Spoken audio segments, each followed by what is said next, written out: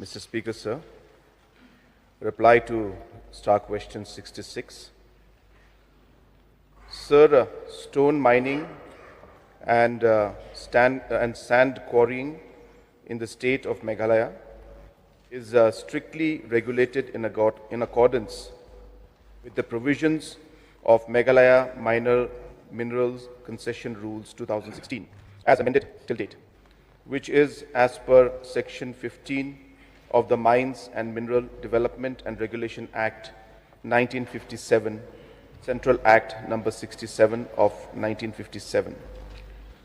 The sand quarrying is regulated additionally in accordance with the provisions of Sustainable Sand Mining Management Guidelines 2016 and Enforcement and Monitoring Guidelines for Sand Mining 2020, which have been notified by the Ministry of Environment, Forest and Climate Change. Your supplementary question, please. Thank you, Mr. Speaker, sir. I also thank the Honorable Chief Minister for the reply.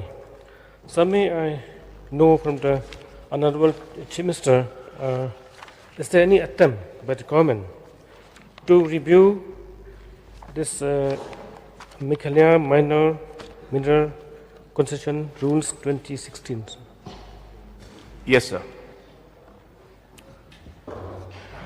So, may I know, sir, the steps being taken up by the government?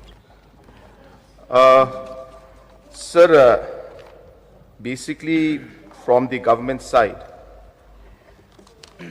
the rules and the provisions that have been laid down had certain criterias in terms of the size of the quarry or the particular mine, the depth of the mine, and based on the size of the mines and the quarry and the depth of the mines and the quarry, different permits had to be taken by the person who's applying. So we realized many members had come and approached me. Our honorable member from Nongstoin had approached me. Our honorable member from Maukonru had approached me. And like that, there were many members who had approached me with the issues and concerns related to very, very small time miners, sir.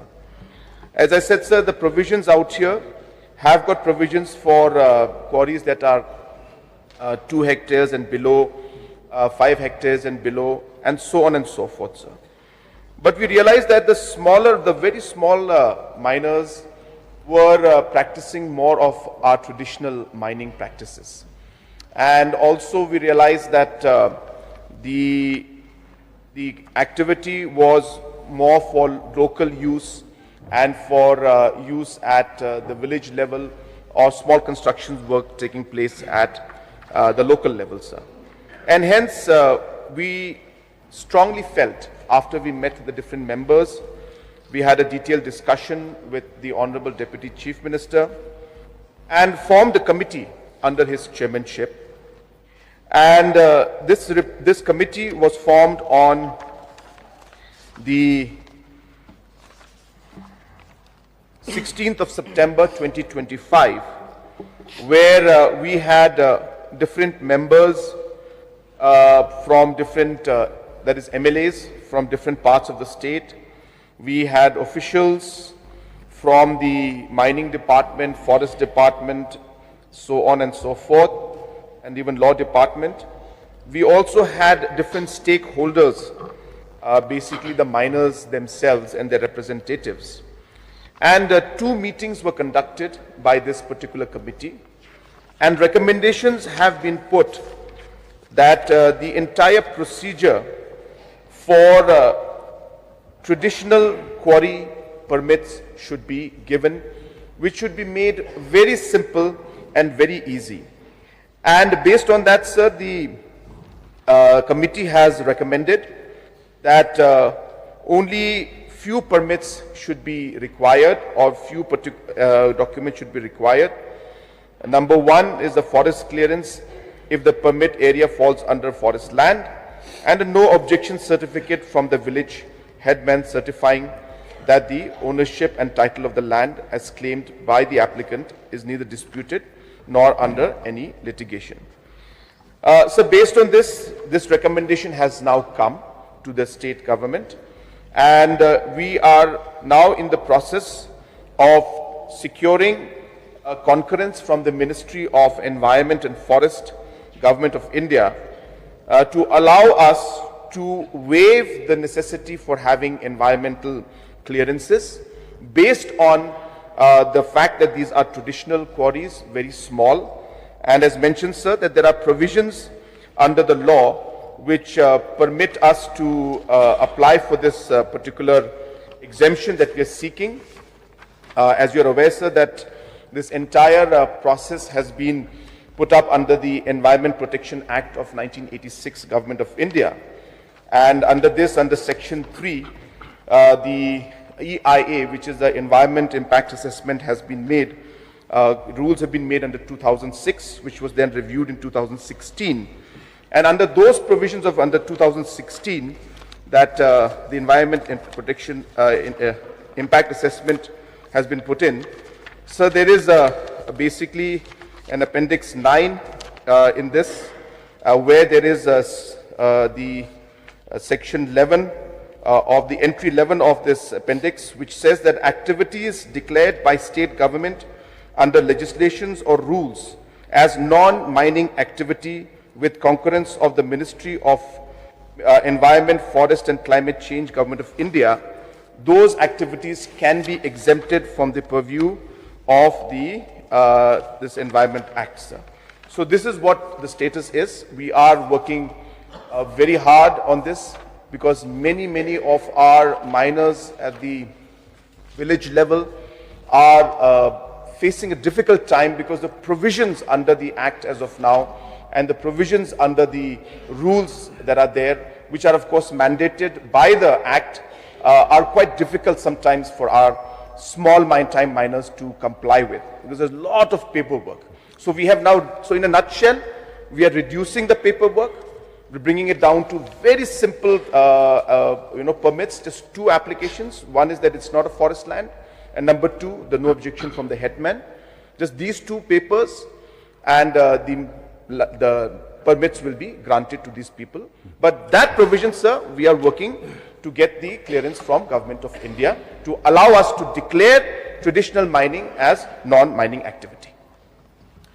Sir, as per the decision of the committee, sir, is there a timeline, sir, for the resumption of legal mining and quarrying activities in the state? Sir, there is no stoppage of any kind of mining activity in the state as of now. Just to make it clear to everybody, anybody can apply for mining license or for quarrying permit, anybody. The problem, sir, is that the provisions as per the Act requires a large number of documents to be submitted. The problem is with these documents and the tedious process which our small time miners have to go through. And hence, after detailed discussion with the legal team and AG and others, we are coming out with these new provisions which will allow miners to apply in a very simple format and ease the entire permit sanctioning and permit authorizing process. So therefore, mining is going on, sir. There is no problem, but necessary permits have to be taken. An application has to be made. Okay. One more question, sir. Sir, are there any alternative livelihood programs for the communities and individuals depending on mining and quarrying apart from the DMF? Sir, we have many livelihood activities that are there. I think it may not be possible for me to talk about all of those activities at this point in time. But everything related to agriculture, food processing, whether it's anything local that is there, tourism aspects, in all of these aspects of different livelihood programs are happening. So, as I have mentioned again and again, sir, that the livelihood is at the center of every activity that we do. So therefore, we realize that in order to be able to get people to shift to different livelihood activities would be a permanent way to ensure that we are able to not engage in environmentally affected areas where mining is affecting. So therefore, it is a transition process. We are working on it, and slowly and steadily, sir, we are seeing results. So the answer is yes, sir. Okay. Thank you. So one more question, sir. Why is that the fund under this DMF not releasing regularly to the respective CRD blocks? So this is a completely different question regarding the DMF fund. I don't have the full information with me, but there is a committee, sir, that is headed by the Deputy Commissioner. MLAs are part of it. This DMF fund is regularly released, so there is no delay in it as such. But if there is any specific area that is of concern, sir, I can take it up. But I don't have all the details with me since it's completely a different question altogether, sir. Okay.